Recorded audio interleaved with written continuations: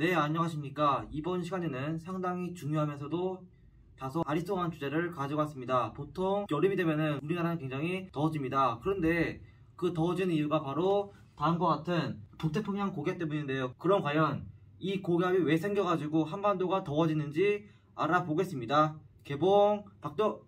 자, 그럼 가장 먼저 작년에 다루었던 우리나라 주변 기단을 먼저 알아보겠습니다. 지금 보시는 이 모습이 바로 우리나라 주변에 영향을 주는 기단인데요. 겨울철에는 그 유명한 시베리아 기단이 있고, 여름이 되면은 북태평양 기단이 있습니다. 그 다음에 늦봄에서 초여름에는 북쪽에 있는 오호츠크의 기단이 영향을 주고, 가끔 태풍이 올라올 때는 적도 기단이 아주 가끔 영향을 주기도 합니다. 참고로 양쯔강 기단도 있는데요. 이 양쯔강 기단은 현재는 존재하지 않는 것으로 그냥 지금 이것은 이동성 고기압이라고 보시면 될 것 같습니다.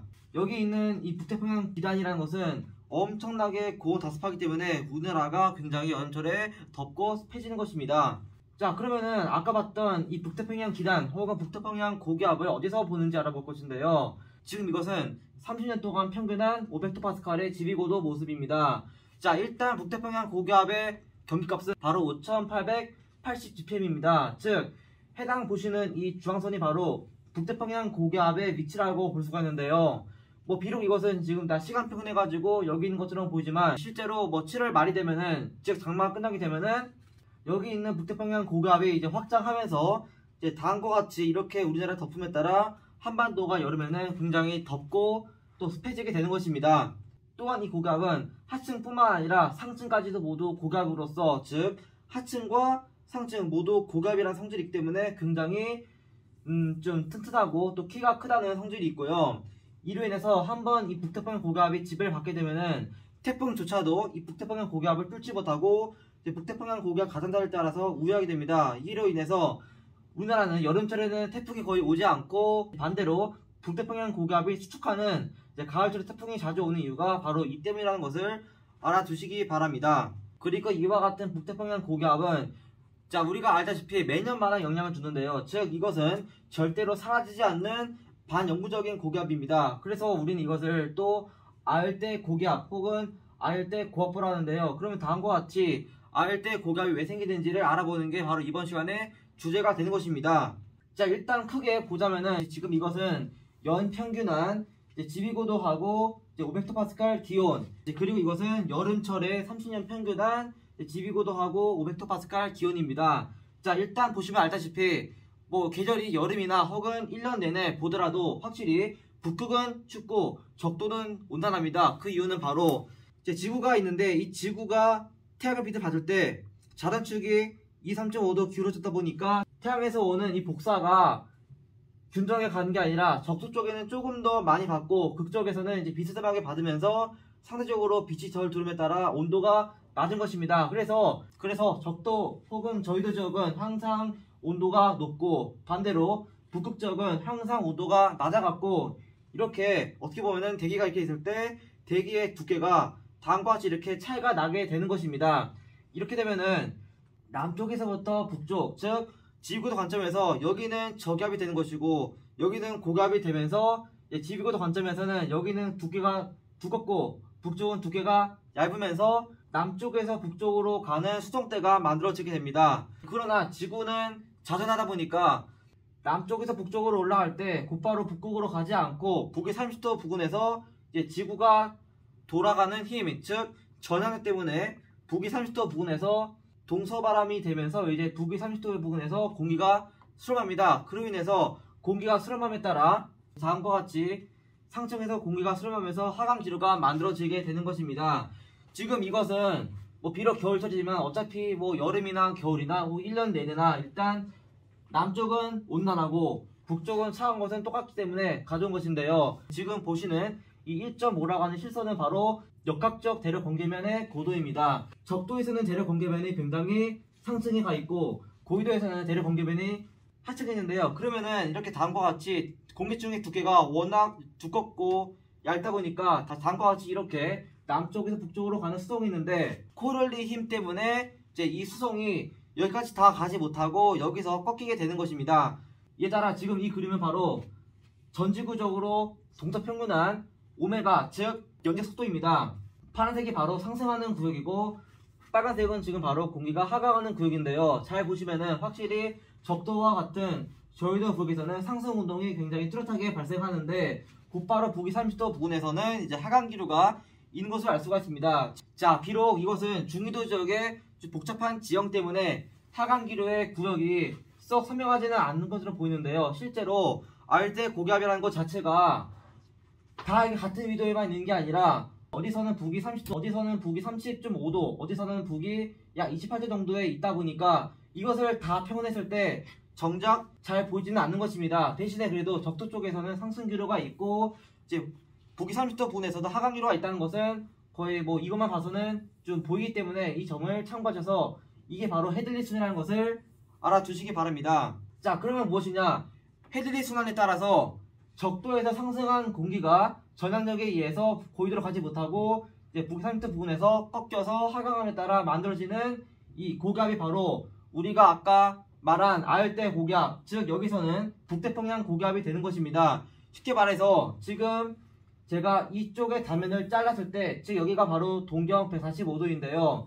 이 동경 145도의 단면을 잘라서 보자면은, 자, 이 부분에서는 지금 상승 기류가 있고 곧바로 북태평양 고기압의 중심 지역이 있는 이 부분에서는 하강 기류가 있는 것을 알 수가 있습니다. 즉 적도에서 올라간 공기가 이제 북위 30도 부근에서 하강하는 것을 이제 볼 수가 있고, 이게 바로 헤들리 순환이며 아열대 고압부 혹은 북태평양 고기압은 바로 이러한 헤들리 순환에 따라서 생긴다는 것을 알아두시기 바랍니다.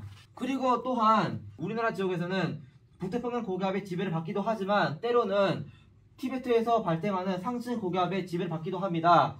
그러한 이유는 바로 일단 티베트의 고도는 지금 보신 것처럼 굉장히 고도가 높습니다. 그 말은 이제 같은 등하면을 잘랐을 때 여기는 고도가 워낙 높다 보니까 여기서는 지금 5km 상공을 할지라도 여기서는 어찌 보면은 지표면입니다. 그래서 결국은 여기서는 조금 더 온도가 뭐 태양빛의 흡수로 인해서 더 높은데요.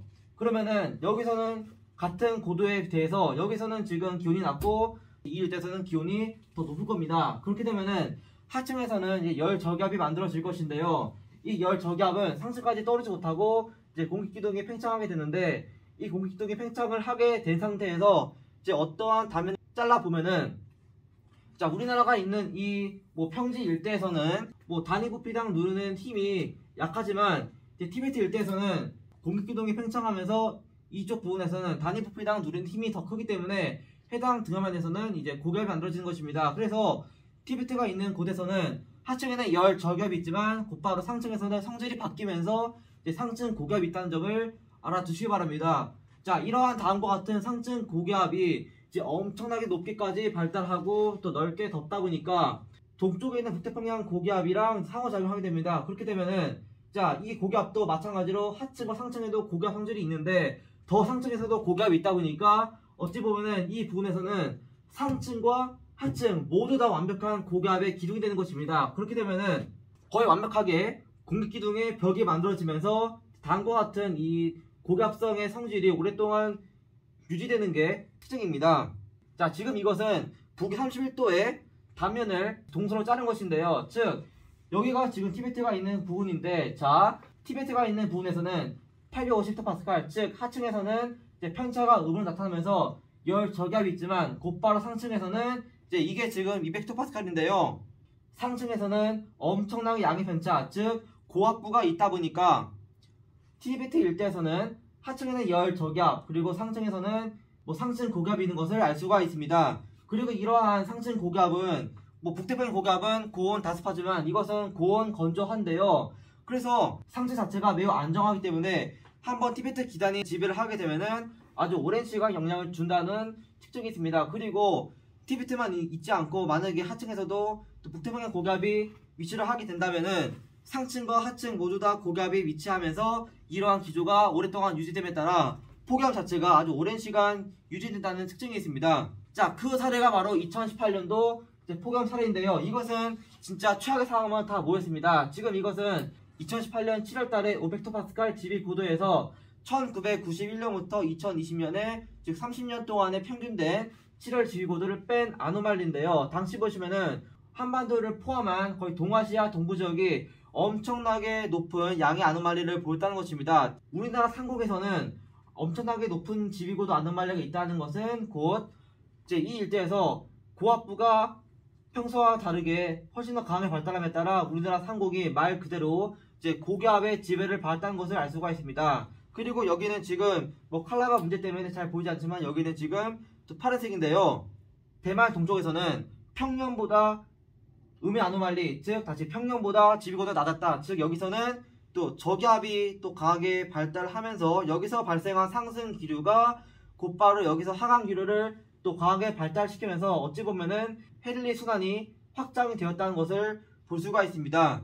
자, 이러한 이유는 이제 해수원 때문인데요. 비록 여기서는 잘 보이지 않지만 자, 이 영선을 보시면은 지금 여기는 마이너스가 될 것이고 여기는 플러스, 여기도 플러스입니다. 자, 필리핀 동부 해상 이 일대가 전부 다 양의 편차를 보였다는 것은 필리핀 동부 해상 자체가 평년보다 해수원이 더 높았다는 것입니다. 그래서 여기서 상승 기류가 평년보다 더 강하게 발달하면서 우리나라 부근 중심으로 하강 기류가 또 강하게 발달함에 따라 이제 우리나라 지역을 중심으로 북태평양 고기압이 강하게 발달하면서 폭염 자체가 또 오랜 시간 유지되었다고 볼 수가 있는 것입니다. 그리고 여기에 보이는 이 음의 해수원이라는 것은 북태평양 고기압이 발달했을 때 태풍 자체가 워낙 이쪽으로 자주 지나가면서 이제 태풍으로 인해서 이제 쿨풀이 발생함에 따라 이제 음의 편차 보이는 것이지 뭐 여기서 보이는 마이너스는 무시하시기 바랍니다. 자, 그러면 이것은 우리나라를 포함한 이 동아시아 지역의 이 면적을 동서평균에서 얻은 연재액 속도입니다. 자, 보시면은 2018년 당시 저희도 지역에서는 평소보다 상승 기류가 훨씬 더 강했었고, 자, 이로 인해서 우리나라가 있는 이 부분에서는 또 하강 기류가 평년보다 더 강하게 발달함에 따라 우리나라 부분에서 북태평양 고기압이 훨씬 더 강하게 발달하게 된 것이고, 어찌 보면은 이것이 바로 로컬 해질리 세포가 만들어진 계기라고 볼 수가 있습니다. 그래서 요약하자면은 저희도 지역에서는 상승 기류가 평년보다 강했고, 이것을 보상해주려고 북위 30도 부근에서는 하강 기류가 더 강하게 발달함에 따라 이제 고압부가 평년보다 더 강하게 발달해서 우리나라가 이제 뭐 북태평양 고기압의 지배를 받았다고 볼 수가 있는 것입니다.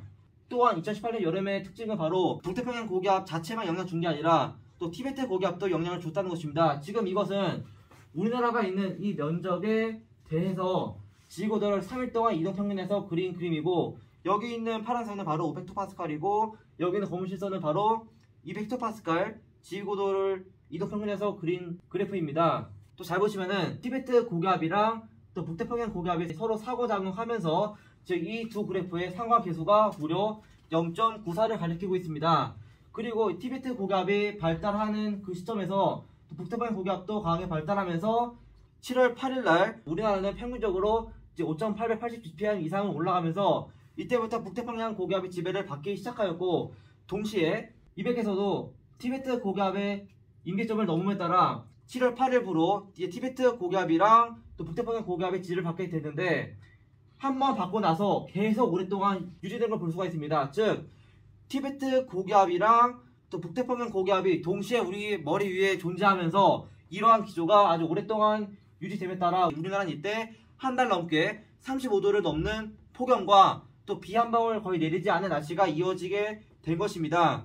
부디 올 여름은 이런 일이 없길 바라며 이상으로 북태평양 고기압에 대한 강의를 마치도록 하겠습니다. 구독과 좋아요 눌러주시면 감사하겠습니다. 감사합니다.